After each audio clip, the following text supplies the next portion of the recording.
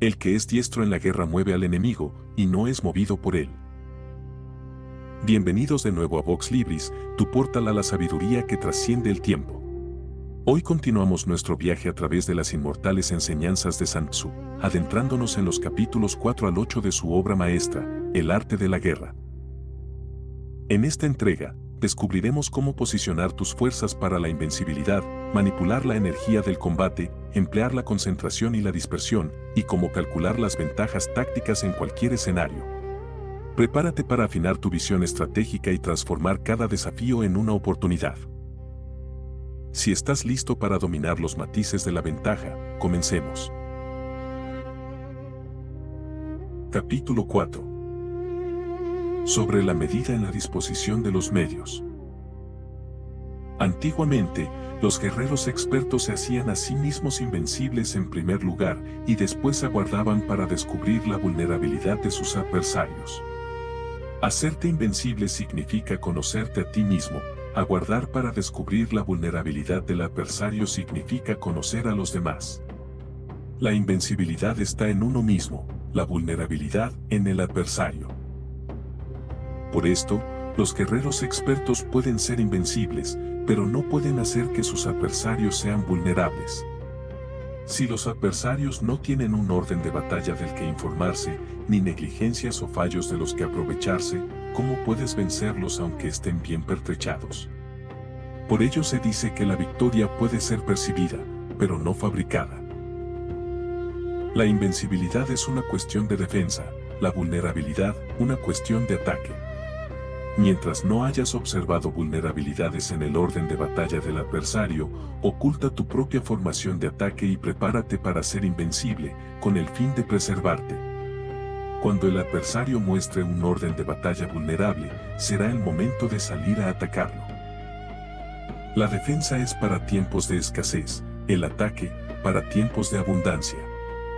Los expertos en defensa se esconden en las profundidades de la tierra. Los expertos en maniobras de ataque se ocultan en las alturas más elevadas del cielo.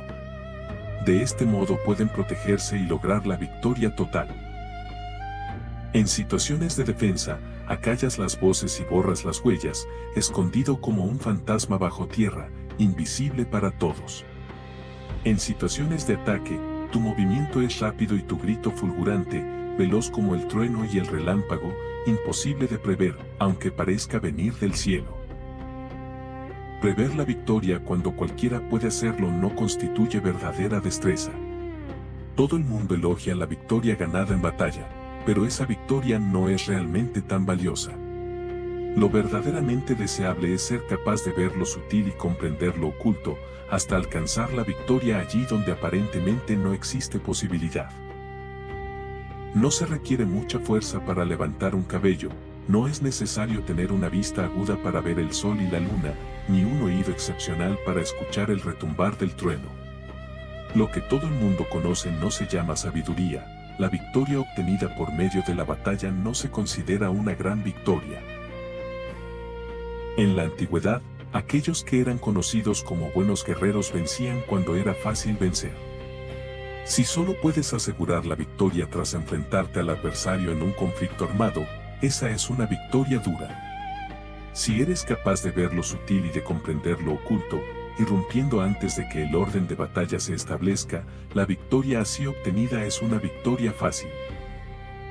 En consecuencia, las victorias de los buenos guerreros no destacan por su inteligencia ni por su bravura. Sus triunfos no son fruto de la suerte ni de la casualidad, sino de haberse situado previamente en una posición que garantiza la victoria, imponiéndose a quienes ya han perdido de antemano. La gran sabiduría no es ostentosa, y el gran mérito no se anuncia. Cuando eres capaz de ver lo sutil, ganar resulta sencillo. ¿Qué tiene esto que ver con la inteligencia o la valentía? Cuando los problemas se resuelven antes de que surjan, ¿quién llama a eso inteligencia? Cuando hay victoria sin batalla, ¿quién habla de bravura?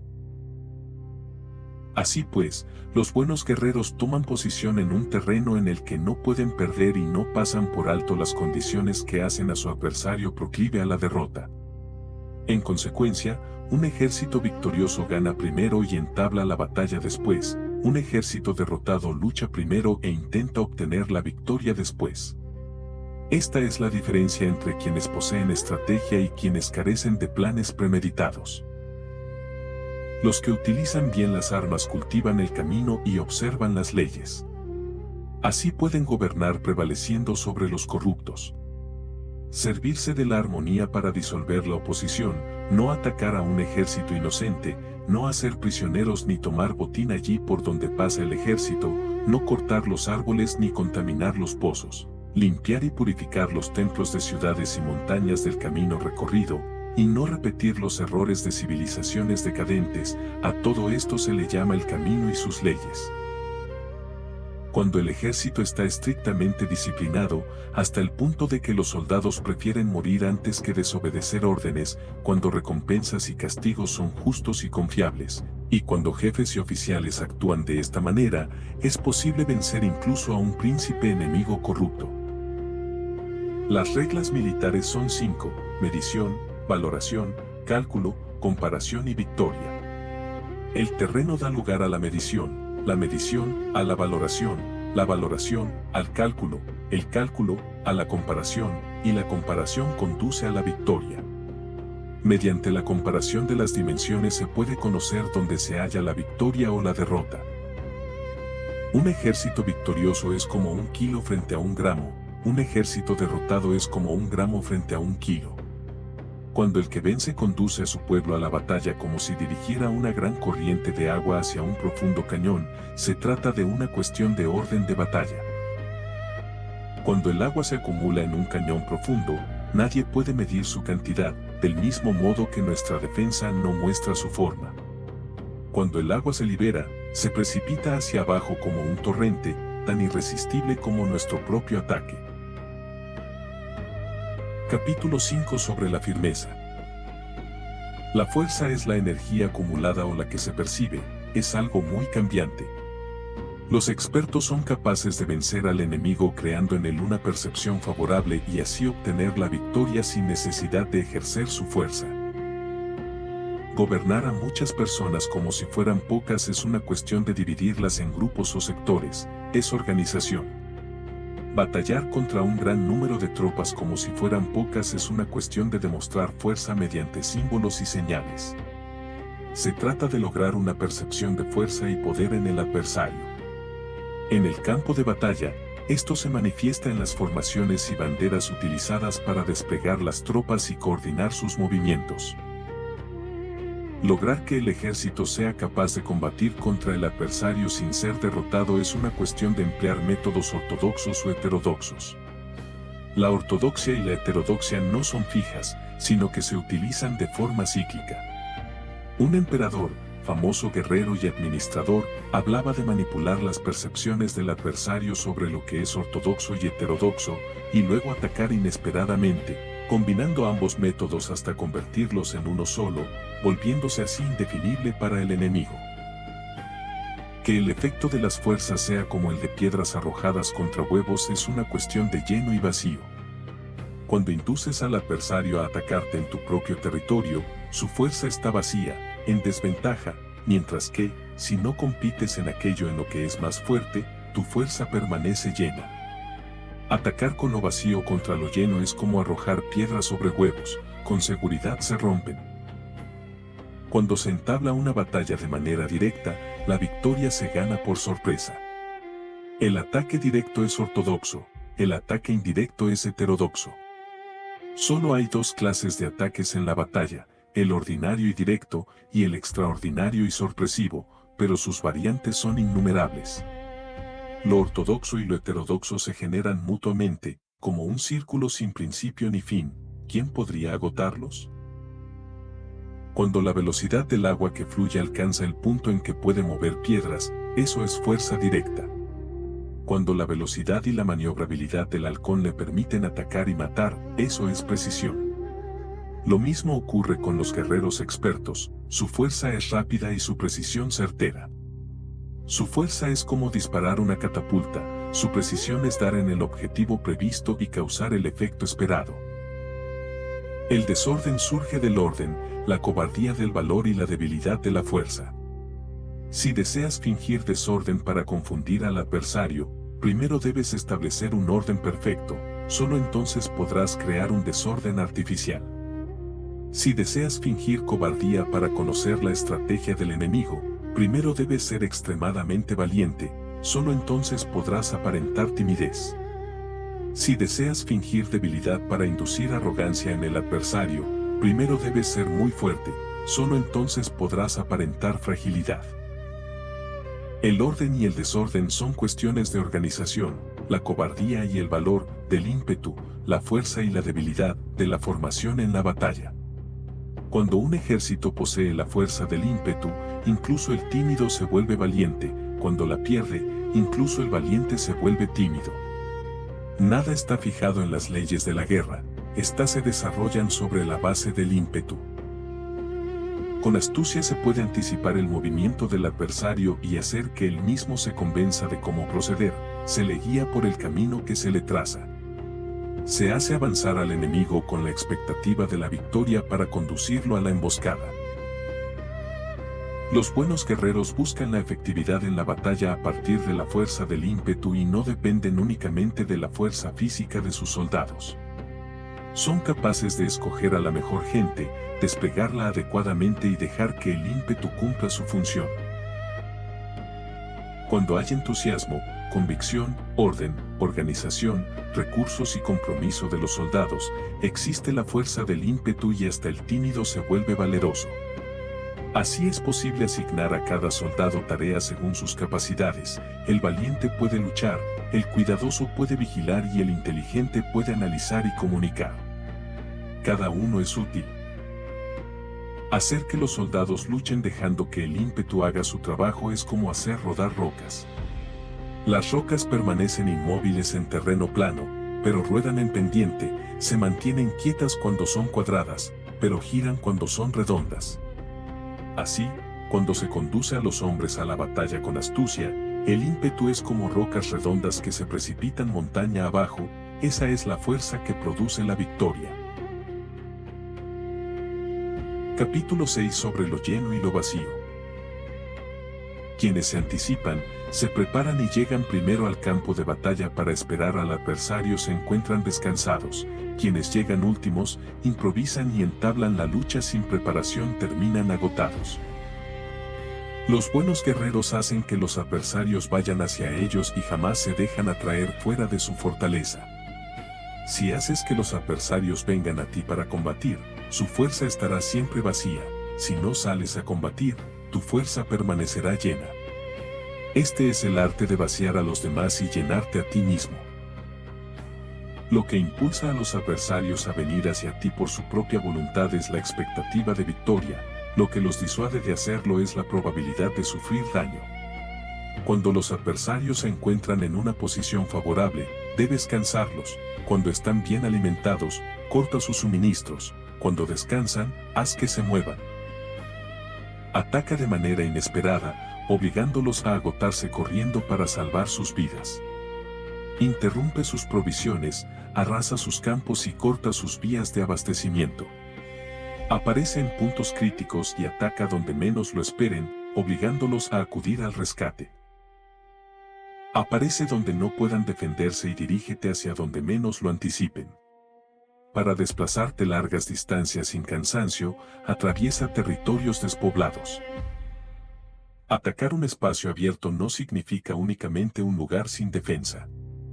Mientras la defensa no sea estricta y el lugar no esté bien custodiado, el enemigo se dispersará ante ti como si atravesaras tierra deshabitada. Para conquistar infaliblemente lo que atacas, ataca donde no haya defensa.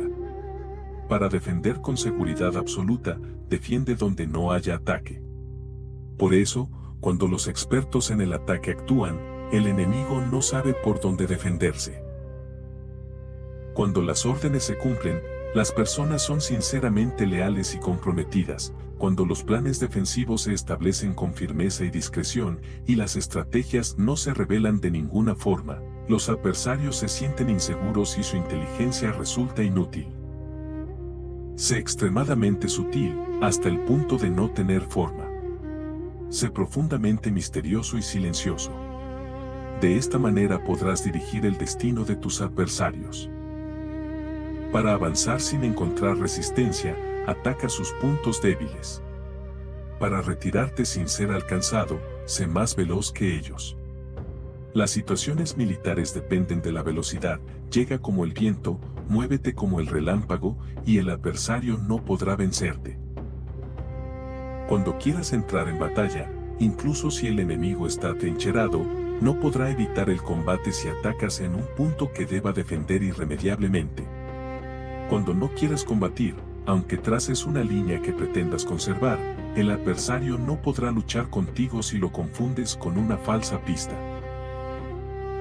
Así, cuando el enemigo llega para atacarte, no luchas directamente con él, sino que introduces un cambio estratégico que lo desorienta y lo llena de incertidumbre.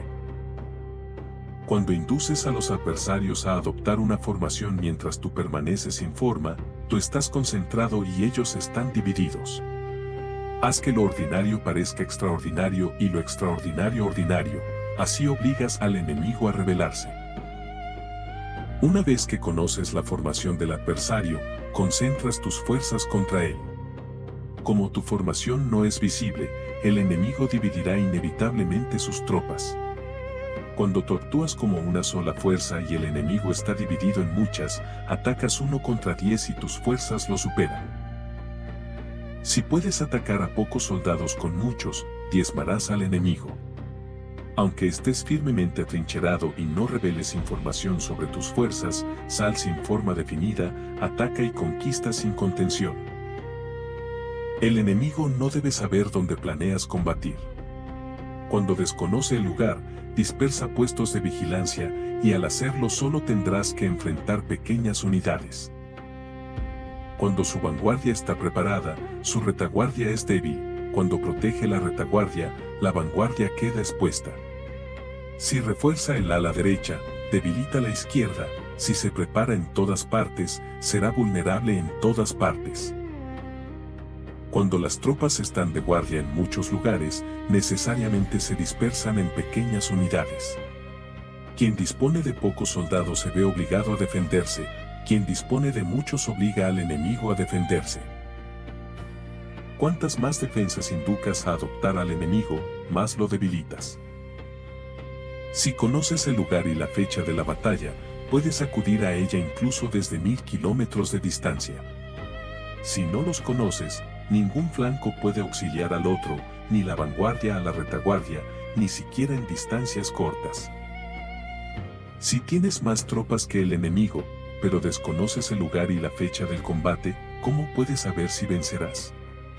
Por eso se dice que la victoria puede ser creada. Si haces que el enemigo desconozca cuándo y dónde se librará la batalla, siempre podrás vencerlo. Incluso un enemigo numeroso puede ser impedido de combatir.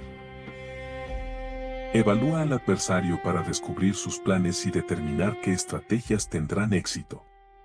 Incítalo a la acción para revelar su esquema general y observa sus reacciones. Provócalo para descubrir sus hábitos ofensivos y defensivos. Indúcelo a adoptar formaciones específicas para detectar sus puntos débiles. Esto significa confundir y perturbar al enemigo con múltiples métodos para observar sus respuestas. Una vez conocidas, actúa en consecuencia, distinguiendo las situaciones que conducen a la vida de las que conducen a la derrota. Ponlos a prueba para identificar sus fortalezas y debilidades. El objetivo final de la formación de un ejército es alcanzar la ausencia de forma.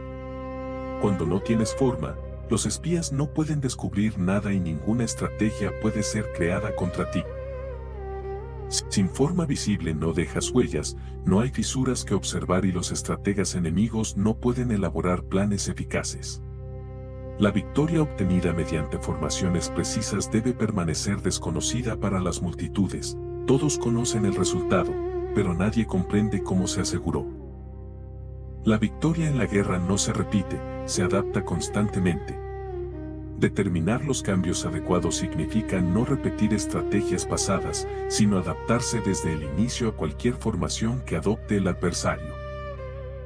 Las formaciones son como el agua evita lo alto y fluye hacia lo bajo, los ejércitos evitan lo lleno y atacan lo vacío. El curso del agua lo determina la tierra, la victoria la determina el enemigo. Así, un ejército no tiene forma constante, del mismo modo que el agua no tiene forma fija. A esto se le llama genio, la capacidad de obtener la victoria adaptándose continuamente al adversario. Capítulo 7. Sobre el enfrentamiento directo e indirecto. La regla ordinaria para el uso del ejército es que el mando militar reciba órdenes de las autoridades civiles, reúna y concentre a las tropas y las acuartelándolas juntas. Nada es más difícil que la lucha armada. Enfrentarse directamente al adversario para obtener ventajas es lo más arduo que existe. La dificultad de la lucha armada consiste en hacer cercanas las distancias largas y convertir los obstáculos en ventajas. Mientras das la apariencia de estar lejos, emprendes la marcha y llegas antes que el enemigo. Así haces que su ruta sea más larga, atrayéndolo con la expectativa de ganar. Cuando inicias la marcha después que los demás y aún así llegas antes, comprendes el arte de acortar las distancias. Para ello, utiliza una unidad especial como señuelo, engañando al enemigo y llevándolo a una falsa persecución, haciéndole creer que el grueso de tus fuerzas está lejos. Entonces lanzas una fuerza de ataque sorpresa que, aunque partió después, llega primero. Por consiguiente, la lucha armada puede ser provechosa o peligrosa, para el experto es provechosa, para el inexperto, peligrosa. Movilizar a todo el ejército para obtener una ventaja toma demasiado tiempo. Combatir por una ventaja con fuerzas incompletas conduce a la escasez de recursos. Si te movilizas rápidamente, sin descanso día y noche, recorriendo el doble de la distancia habitual y luchas por ventajas a miles de kilómetros, tus jefes pueden ser capturados. Los soldados fuertes llegarán primero, los cansados, después. Como regla general, solo 1 de cada 10 lo logrará. Cuando la ruta es larga, las tropas se agotan. Si han consumido su energía en la marcha, llegan exhaustas mientras el enemigo permanece fresco y serán atacadas. Combatir por una ventaja a 50 kilómetros frustrará los planes del mando y, por lo general, solo la mitad de las tropas llegará. A 30 kilómetros, solo 2 de cada 3 lo conseguirán. Por ello, un ejército perece si no está equipado, si carece de provisiones o si no dispone de recursos económicos. Estas 3 cosas son indispensables para la victoria. Si ignoras los planes de tus rivales, no puedes establecer alianzas adecuadas. Si desconoces montañas, bosques, desfiladeros, pasos y pantanos, no puedes maniobrar eficazmente. Sin guías locales, no puedes aprovechar las ventajas del terreno. Solo cuando conoces cada detalle del entorno puedes maniobrar y combatir con éxito. Una fuerza militar se emplea según la estrategia prevista, se moviliza mediante la expectativa de recompensa y se adapta mediante la división y recomposición. Se distrae al enemigo para ocultar la situación real, se entra en acción cuando surge la oportunidad y se divide o concentra a las tropas para confundir y observar las reacciones del adversario. Por eso, una fuerza militar es rápida como el viento, ordenada como el bosque, voraz como el fuego e inmóvil como la montaña. Es difícil de conocer como la oscuridad y su movimiento resuena como el trueno. Para ocupar territorio, divide tus tropas. Para expandirte, divide los beneficios. Desprovee al enemigo de alimentos siempre que sea posible. En regiones pobres, divide tus fuerzas para abastecerte en varios lugares. El botín debe repartirse para consolidar lo ganado. Actúa solo después de evaluar. Vence quien conoce primero lo que está lejos y lo que está cerca. El que llega primero es el invitado y tiene dificultades, el último es el anfitrión y tiene ventajas. El desplazamiento genera cansancio, hambre y frío. Los símbolos, tambores, banderas y estandartes unifican los oídos y los ojos de los soldados. Cuando están unificados, el valiente no actúa solo ni el tímido huye solo. Las señales evitan la confusión y el desorden. En batallas nocturnas usa fuegos y tambores, en batallas diurnas, banderas y estandartes. Emplea señales para confundir al enemigo, debilitar su energía y desmoralizar a sus generales. Para desmoralizar al enemigo, primero debes mantener firme tu propio corazón. La energía de la mañana es ardiente, al mediodía decae, por la noche se retira. El experto ataca la energía decadente y domina el impulso. Usar el orden contra el desorden y la calma contra la agitación es dominar el corazón. Espera a los que vienen de lejos, aguarda cómodamente a los fatigados y enfréntate con el estómago lleno a los hambrientos. No ataques tropas bien formadas ni persigas retiradas fingidas. No ataques enemigos expertos ni presiones a un adversario desesperado. Deja siempre una salida, un enemigo acorralado luchará hasta la muerte. Estas son las leyes de las operaciones militares. Capítulo 8. Sobre los 9 cambios. En general, las operaciones militares se ejecutan bajo la autoridad del gobernante civil, pero el general debe adaptarse a las circunstancias. No acampes en terrenos difíciles. Mantén relaciones diplomáticas en las fronteras. No permanezcas en territorios áridos ni aislados. En terrenos cerrados, planifica y muévete. En terrenos mortales, lucha. Un terreno cerrado es aquel rodeado de obstáculos que facilitan la movilidad del enemigo y dificultan la tuya. No todas las rutas deben usarse, ni todos los ejércitos deben atacarse, ni todas las ciudades deben ser sitiadas, ni todos los terrenos deben combatirse. Incluso hay órdenes civiles que no deben obedecerse. Los generales que conocen las variables del terreno saben manejar las fuerzas. Quienes no saben adaptarse, aunque conozcan el terreno o el objetivo, no pueden conducir al ejército a la victoria. Si puedes ajustar la campaña según el impulso de las fuerzas, la ventaja permanece contigo. No existe una estructura permanente. Comprender esto permite que los soldados actúen de la mejor manera posible. La persona inteligente considera siempre el beneficio y el daño. El beneficio expande la acción, el daño permite resolver problemas. Ambos son interdependientes. Retén al enemigo mediante el daño, manténlo ocupado mediante la acción y motívalo mediante el beneficio. Para lograrlo, primero debes fortalecer tu propio ejército, tu pueblo, tu sociedad y tu modo de vida. No confíes en que el enemigo no vendrá, confía en estar preparado. No confíes en que no atacará, confía en ser inexpugnable.